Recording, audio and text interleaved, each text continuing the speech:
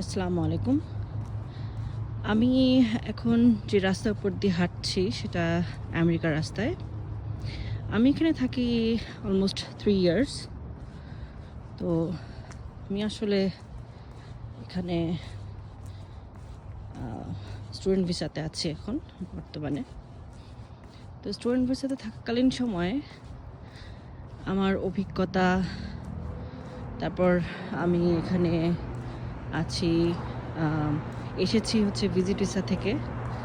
তো ভিজিট ভিসায় কীভাবে আসলাম, স্টুডেন্ট ভিসা কীভাবে কনভার্ট করলাম, তারপর বিজনেস ভিসা মানে E2 ভিসা যেটা ইনভেস্টর ভিসা, সেটাতে কীভাবে কনভার্ট করলাম, এই সব আপনাদেরকে আমি ভিডিওর মাধ্যমে বলবো।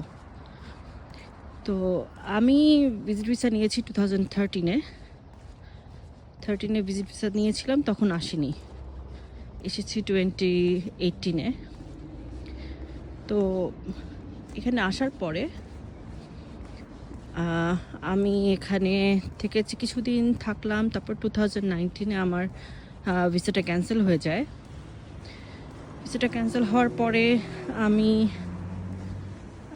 ভিসাটা ক্যান্সেল হয়ে যায় যখন, তারপর আমি রিনিউ করে পরে আবার ভিজিট ভিসাতে আসি। আসার পরে এখানে স্টুডেন্ট ভিসাতে কনভার্ট করার পরে আমি E2 ভিসা নিই স্টুডেন্ট ভিসাতে থাকাকালীন সময়ে। তো এটাই হচ্ছে আমার জার্নি।